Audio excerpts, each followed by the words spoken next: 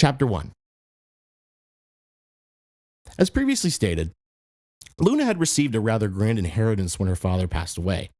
She has a part-time job, but only works a couple times a week, and doesn't make nearly enough from that alone to afford living in Tampa. Tut had some monies tucked away from blogging over the years, but this is what paid for like instruments, materials, and equipment for both music and mechanical projects. The combined wealth of these two is what provided them with the means to secure a private jet to Tempe, which is something Luna and Cosine were initially hesitant about, especially considering the Taylor Swift effect. It was ultimately decided that the best idea was to take a private jet because they were certain that airport security would definitely have an issue with a robot and an alien. The Uber to the airport is interesting. The driver is one of very few people that Tut has encountered who insists on asking 1,000 questions about his appearance. Luna giggles every time the driver looks in the rearview mirror. Were you able to come up with anything cool the other day? No, not really. I couldn't stop thinking about Tony. Oh, that douchebag? He's not a douchebag, Coco. Dude, you guys have been on how many dates, and then he just doesn't show up with no word?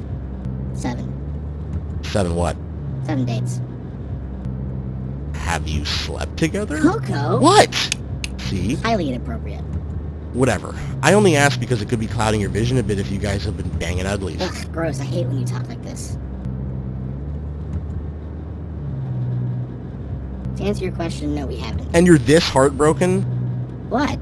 Is he your boyfriend? Well, no, but I thought maybe he was gonna be asking me at the coffee shop.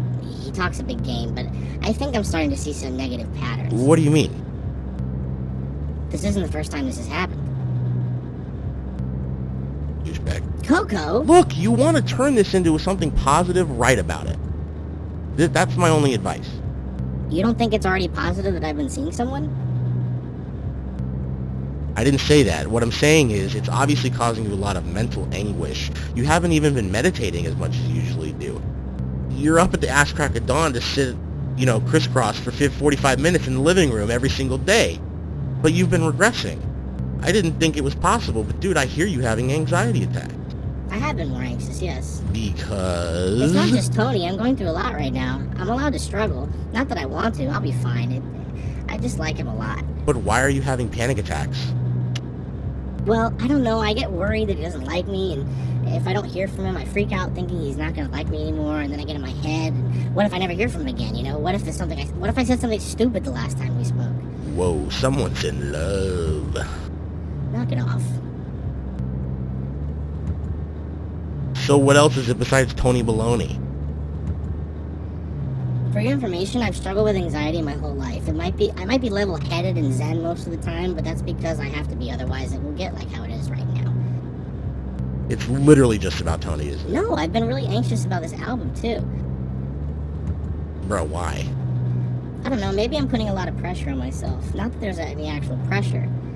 I just want to do a good job.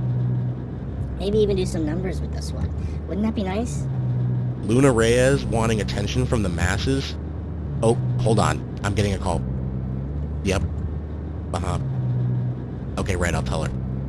Okay, love you, bye. Yeah, that was the devil. Hell froze over. You don't take anything seriously, do you? I'm taking the election pretty seriously. So, you really want to do numbers? Why is it so hard to believe? I distinctly remember you saying when we formed MMBH that we wouldn't be concerned with numbers and that we should just have fun. But we're a band. Yeah, I agree. Shouldn't we try? Don't you think we could do some numbers if we actually wanted to? You gonna start posting on TikTok, Mrs. No Social Media? Oh, God, no.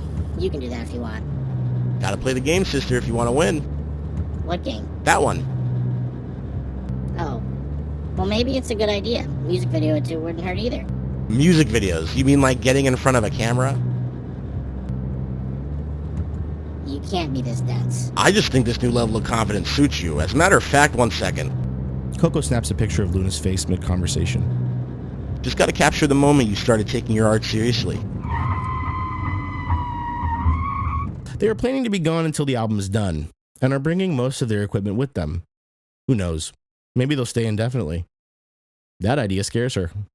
And to make matters worse, their lease is ending in 6 months with no renewal as of yet, so their decision is going to need to be made quickly depending on how long they're gone for. The airplane they had secured was not super fancy, but cost a pretty penny. It's the first time Luna's flying. They board the plane and quickly settle in. What do you think? Starting to think this might be the last time I see the ground. Oh, stop. Safest way to travel. The plane takes off at 8 a.m. on the dot. No connecting flight. Luna decides it's a good time to rest. She was up rather late the previous night as one night guest with a multitude of butterflies in her stomach. Yet again, her reoccurring dream presents itself. She stands on a platform raised high enough to be in the clouds. She's holding a bass guitar, but not hers. It's weightless and the strings aren't strings. They're beams of light that are solid and tangible, but cold as Antarctic ice to the touch. To her left is Cosine holding a microphone. To the right is Tut, standing behind a laptop and a DJ deck. Crates of vinyl records sit underneath the table. In front of them is a pyramid.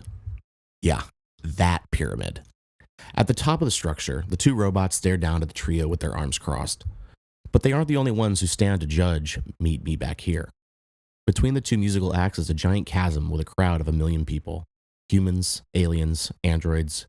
Picture the scene from Scott Pilgrim vs. the World where Sex Bomb is about to battle the Katayanage twins, only much, much grander. Luna feels her heart drop. The legendary robots are up first. A mix of all their styles plays for what feels like hours.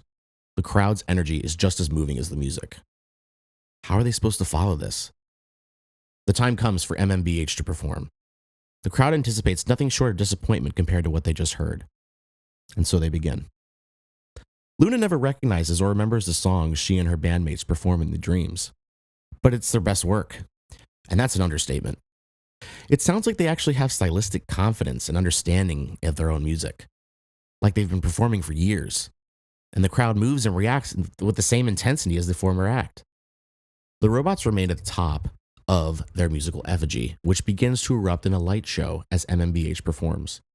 It's the perfect visual spectacle to match their sound. Their set ends, and the robots stare at them motionless. Suddenly, they begin to be lowered inside the pyramid. A large door opens at the base. The robots step out, and a Technicolor rainbow expands to meet the stage opposite them. They strut towards the trio. The crowd is going absolutely ballistic. The robots stop just 2 feet in front of Luna, Cosine, and Tut. One of them extends a hand to shake Luna's. The crowd explodes with applause. The robots walk back to their pyramid, which then levitates off the platform. It flies away silently with cheering and yelling from the crowd as the same Technicolor rainbow they walked out on stretches out behind the ship.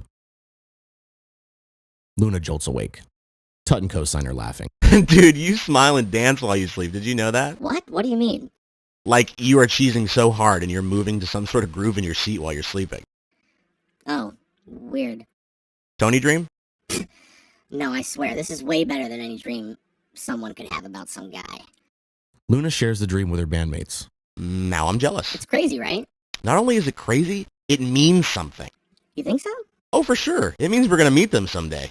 People always say we sound like them a bit. That can't be negative, can it? Fuck no. How, though? We're allowed to have influences, Chica. But shouldn't we sound more like our own thing? I think we do. Tut pulls out a pen and paper and writes. He turns to the other two and holds up the pad of paper. It takes a second, but it eventually reads, I always feel like when we make something, it reminds me of a puzzle. Each piece of the puzzle is an influence of ours, and we get to decide the picture the puzzle makes. We shape the individual pieces around what we like from what we enjoy listening to, which ultimately makes something completely new. Nothing wrong with being inspired by good art. Yeah, well, that goes without saying, I feel. Tut clicks 3 times. I think what Luna's trying to say is she wants to be unique, right? Yeah, I guess. Look at us. We're the only versions of us. There might be infinite versions of us out there somewhere, but we're the only Luna, Cosine, and Tut in this universe. What are you trying to say? You respect your influences as artists, right? Of course. Ever think they felt the same way at one point? Well, yeah, I guess so. That makes sense. So don't you think, like in your dream, artists can relate to each other in one way or another? For sure. I don't know. I feel like if any of our influences heard our music, they would enjoy it. I go into each song trying to make both myself and those people proud. Besides you guys and myself, they're the only ones I'm trying to impress. You don't want to impress the average person? You get what I'm saying. Of course it would be nice if everyone liked our music, but that's unrealistic. I'm sure there's an audience out there for us. I'm just saying that we should continue to look at our influences for inspiration. There must be a part of you that feels the same way about our music if you're dreaming about some of them shaking our hands after we perform. Yeah, I guess you're right. Tuck clicks. Do you remember any of what you played in the dream? I usually don't, and it's different every time. Nothing at all? Luna actually does remember one bass lick. She plays the riff for her friends.